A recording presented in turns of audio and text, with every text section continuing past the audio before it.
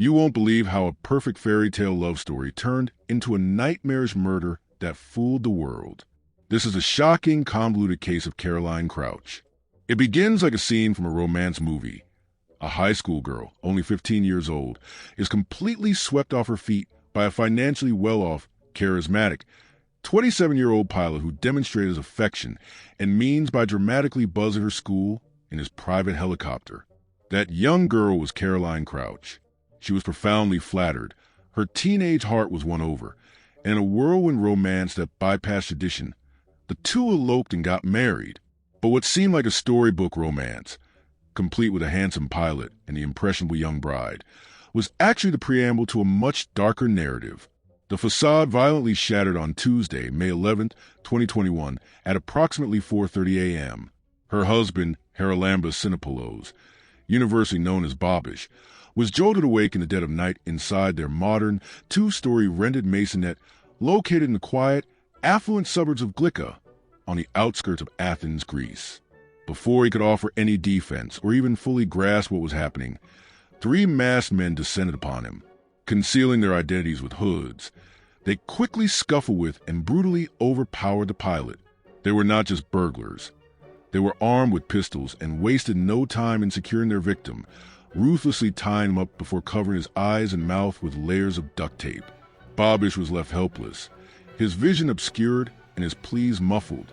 All he could do was listen in terror as the intruders moved swiftly to his wife, the young 19-year-old Caroline, their actions inevitably waking their 11-month-old daughter who was sleeping nearby. Speaking with distinctly detectable Greek and Albanian accents, the men grew more insistent and aggressive, repeatedly demanding to know the whereabouts of their money. Caroline was about to discover, in the most brutal way imaginable, that this wasn't merely a high-stakes robbery. It was a moment her life would be mercilessly cut short. Caroline Crouch was a young woman of the coast. She was born on July 12, 2001 in Athens to retired engineer David Crouch and Susan DeLosta. When she was just 8 years old, her family made a defining move, relocating to the serene, picturesque island of Alanos. Both her parents had fallen deeply in love with the tranquil coastal surroundings, and Caroline grew up embracing this beachside life, developing a fierce passion for scuba diving and swimming. She first met her future husband, Babis, a successful commercial helicopter pilot, during a Good Friday parade in 2017 when she was just 15. Their controversial age gap didn't deter their relationship, and 3 years later, they formally married in Portugal on July 15, 2019, in a move symbolizing their commitment to a future together. Just days before the murder, Babis and Caroline had finalized the purchase of a plot of land where they planned to build their dream house for themselves and their infant daughter. To facilitate this crucial purchase, Caroline had received a significant gift of 50,000 euros from her trusting parents. For the initial construction costs, the couple had hidden away approximately 10,000 euros in cash inside their residence, a deeply ingrained practice in Greece at the time, given the public's severe distrust of banks, which were constantly rumored to be at risk of bankruptcy. Caroline, like so many others, believed stashing cash at home was the safer route. She could never have possibly foreseen the unimaginable catastrophe that would unfold on May 11th. Driven by panic, Babis finally caved, revealing the location of their savings, an utterly unconventional hiding spot within a Monopoly board game box. The intruders quickly seized all 10,000 euros, but horrifyingly, they were not satisfied. They proceeded to systematically ransack the entire house, moving from room to room, snatching valuable jewelry and other high monetary items. The looters demanded more, but the couple had already surrendered everything. Babis, tied and helpless, struggled desperately against his restraints as he overheard his wife's agonizing screams, punctuated by the terrifying threat of firearm pressed against the delicate head of their 11-month-old infant. The ropes around his neck were so tight that he repeatedly lost and regained consciousness. Silence eventually fell. When Babis regained his senses, the criminals were gone, leaving only the sound of his infant daughter's painful, distressed cries. Over the next 30 minutes, in a desperate act of survival, he miraculously managed to maneuver close enough to his mobile phone to dial the emergency services using only his nose. His calls for an ambulance were muffled and indistinct due to the duct tape over his mouth. When asked what happened, all he could manage to say was a haunting phrase. Robbers came in. First responders, including police and paramedics, arrived at the scene around 6 a.m., approximately 90 minutes after the invasion began. The scene they encountered was one of profound horror and senseless destruction.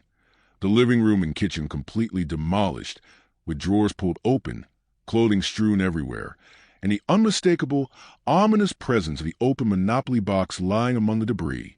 They also discovered a security camera, ripped violently from a wall, resting on the living room couch, its crucial memory card missing. Most tragically, hanging from the staircase was the body of the family's beloved white and brown husky puppy, Roxy, who had been mercilessly strangled with her own leash. Babis was found on the main bedroom floor, securely bound with rope, his face sealed with duct tape. Lying face down on the bed was Caroline Crouch. Their infant daughter was right beside her, tragically crying and innocently patting her mother, attempting to wake her up. Caroline was pronounced dead at the scene. Once freed, Babis was overcome with visible shock and grief. Based on his initial testimony in the violent state of the house, police initially formulated a hypothesis involving 4 assailants, 3 who entered and 1 lookout. They concluded that Caroline had been murdered by suffocation with a pillow before the men fled, leaving no witnesses, assuming Babis was also dead. Forensic evidence would later reveal the chilling fact that Caroline's death was not instantaneous. She suffered a violent assault lasting around 6 minutes, with bruises indicating a desperate struggle. Despite the chaotic destruction, the invaders left minimal evidence. The only physical item recovered was a hood, which Babis claimed fell off, giving him a glimpse of the culprit, an individual he described as an overweight, dark-skinned, tall male. This led to the creation of a composite sketch. The intruders had stolen €10,000 cash and €20,000 in jewelry. Police deemed the act brutal and premeditated, classifying it as the work of professional criminals with a profound antisocial personality. Caroline was laid to rest on her cherished island of Alanos 3 days later, her husband publicly mourning her loss and reflecting on their time together. The investigation took a significant turn when police detained Georgi Haradsvili, a 36-year-old Georgian national with a fake passport, trying to flee the country. He bore a strong resemblance to the sketch and was known for violent break-ins in the vicinity. However, after 4 grueling days of interrogation, which involved physical force and left him concussed, Haradsvili was clear of involvement. The evidence against him was circumstantial and incomplete. The case then focused on an Albanian organized crime group. Yet, as the weeks passed, doubts began to emerge within the investigative team. A major breakthrough came 37 days later, on June 17th, at a small memorial service for Caroline. Detectives discreetly approached Babis, requesting he accompany them back to Athens. They had new information, but it wasn't about a new suspect. It was about his original testimony. The police revealed a series of devastating inconsistencies. The basement window was physically too small for the man Babis described to have entered through. Crucially, neighbors reported hearing nothing that night except the puppy crying. No signs of a ransacked house, no human screams, no crying infant until much later. Furthermore, the missing security camera card was removed at 1:20 a.m., hours before the alleged robbery. The most damning piece of evidence was recovered from Caroline's smartwatch.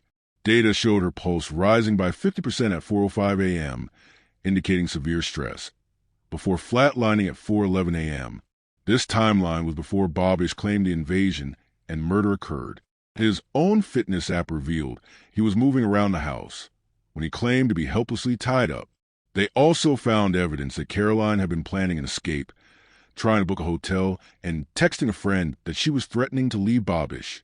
Caroline's personal diary shattered the public perception of their perfect marriage. She wrote about constant fighting and confessed to planning to leave him. She detailed how Babis was becoming increasingly manipulative and controlling, isolating her from her family after their elopement. She heartbreakingly wrote, "I love Babis so much that I can't leave him, even though this relationship hurts me," and that she stayed because she didn't want their daughter to grow up without 2 parents. Text messages from the night of the murder confirmed a final, combative argument between them. Faced with this overwhelming and irrefutable evidence, investigators named Babis the new suspect. After an 8-hour interrogation, he finally broke down, confessing to the murder. He claimed the argument escalated when Caroline threatened to leave with their child. He admitted to strangling her and using a pillow to suffocate her. Then, in a chilling act, he confessed to staging an entire home invasion, killing the dog, placing his own infant next to his wife's body, and tying himself up with duct tape and rope to simulate the crime he himself had committed. The case was rightly dubbed the murder that fooled the world, a cold-blooded act in front of his child. In May 2022, Babis was found guilty of premeditated murder, along with charges of preventing the course of justice, lying to authorities, and animal abuse. The woman he loved, Caroline Crouch, was brutally killed by the very man